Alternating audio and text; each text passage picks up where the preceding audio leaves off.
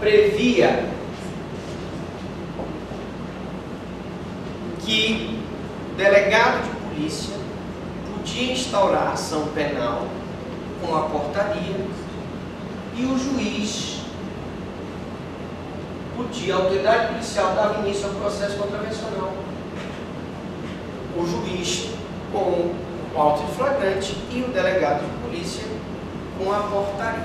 Ora, vocês sabem que pela Constituição de 88, o titular exclusivo da ação penal pública é o Ministério Público. Portanto, não existe mais esse procedimento ex officio. O delegado não pode iniciar a ação penal, nem o juiz, porque o juiz, para o juiz vigora o princípio do ne procedat iudex ex officio. O juiz não procede de ofício, o juiz é inerte, o juiz não tem poder de ele mover a ação penal.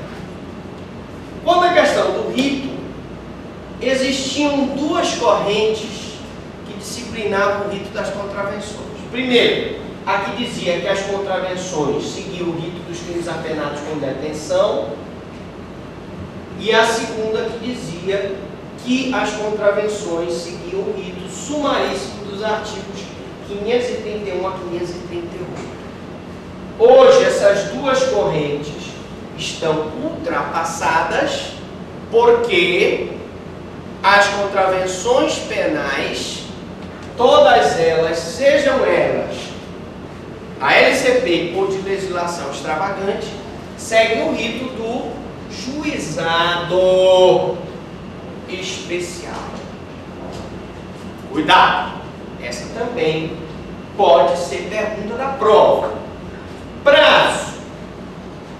Professor, qual é o prazo para o término da instrução criminal de processo de réu preso por conta de uma contravenção? Bom, em primeiro lugar, preciso ressaltar para vocês que dificilmente vocês vão encontrar um réu preso por contravenção. Se a contravenção é um crime de menor potencial ofensivo, é possível que ele seja preso? Não, porque se a pessoa praticar uma contravenção, ou seja, de menor potencial ofensivo, não vai ser lavrado flagrante delito e nem vai ser arbitrada a fiança. Vai ser, se as partes se submeterem, assinarem um compromisso de comparecerem ao juizado para audiência de conciliação.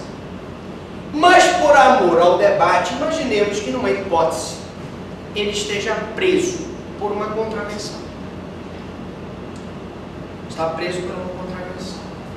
Professor, quanto tempo o juiz tem no recebimento da denúncia até a sentença para concluir esse processo contravencional? 43 dias. Se o réu estiver preso. Professor, e se não tiver concluído em 43 dias? Se ele não concluir essa situação aqui em 43 dias, tu podes, como advogado, entrar com HC para liberar o cara do cidadão que está preso há mais de 43 dias por processo contravencional, que caracteriza constrangimento legal. Professor, e no processo comum? O processo comum, o prazo é 81 dias. Se o juiz não concluir o processo em 81 dias, o réu estando preso, cabe HC. Tem exceção? Tem. Se o processo está demorando por diligências procrastinatórias do réu, aí, evidentemente, que não se caracteriza esses 81 dias para efeito de constrangimento, o excesso para efeito de constrangimento ilegal. Passa.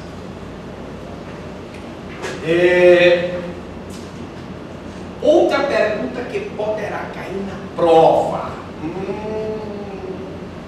Muito interessante isso.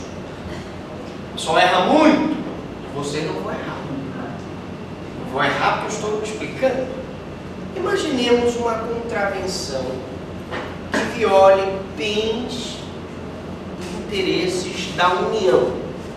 Essa contravenção seria julgada perante a Justiça Federal? Sim ou não? Não. Por quê? Ora, todo mundo poderia dizer, mas professor, toda vez que uma conduta violar bens e interesses da União, competência da Justiça Federal. Perfeito, confere. Contudo, na contravenção, existe essa exceção. Olha a súmula 38 do STJ. Compete à Justiça Estadual Comum, na vigência da CF de 88, processo por contravenção penal, ainda que praticado em detrimento de bem, serviço ou interesse da União ou demais entidades. Portanto, mesmo que a contravenção penal viole bens ou interesses da União, a competência será sempre da Justiça Estadual. Cuidado, porque isso aqui é pergunta de prova. Já dissemos que o rito das contravenções é o rito do juizado especial. Tá? Passa. Momento consumativo. A contravenção se consuma quando estão presentes todos os elementos de sua configuração legal. Então, consuma-se no instante em que no fato reúnem-se todos os elementos de sua descrição legal. E a tentativa? Tentativa, nós já dissemos que ela é impunível. Pelo artigo 4º, não é punível a tentativa de contravenção. Também já dissemos que a tentativa, a natureza jurídica da tentativa é uma causa excludente de ilicitude. Professor, e por que não se pune a tentativa na contravenção? Ora, se a contravenção já é uma coisa tão pequena, de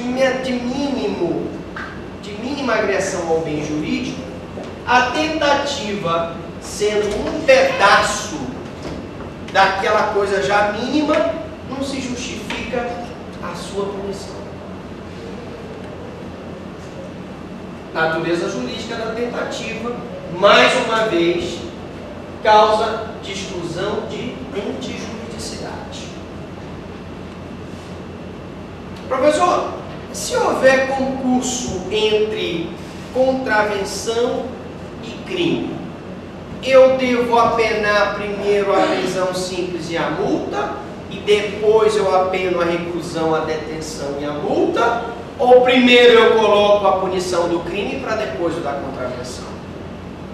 Primeiro é a punição do crime, que é mais grave. Primeiro você aplica a reclusão, a detenção e a multa, para depois aplicar a prisão simples. Para terminar, nós vamos falar isso mais detalhadamente. O artigo 28 da LCP foi derrogado revogado no que concerne a disparo de arma de fogo. Antigamente, o disparo de arma de fogo era uma contravenção. Com o advento da lei do Estatuto do Desarmamento, ele passou a ser crime. Outro, o artigo 18 está revogado está derrogado no que se trata de arma ou fogo ou munição, arma de fogo ou munição, mas está em plena vigência quando se trata de arma de arremesso, arco e flecha, faca, machado, etc. O artigo 19 foi derrogado no que se refere à arma de fogo, com a entrada em vigor do Estatuto do Desarmamento. Continua em vigor quando se trata de armas de arremesso ou armas brancas. Na próxima aula, nós vamos falar sobre a parte especial. Pergunto para vocês: alguma dúvida? Alguma pergunta?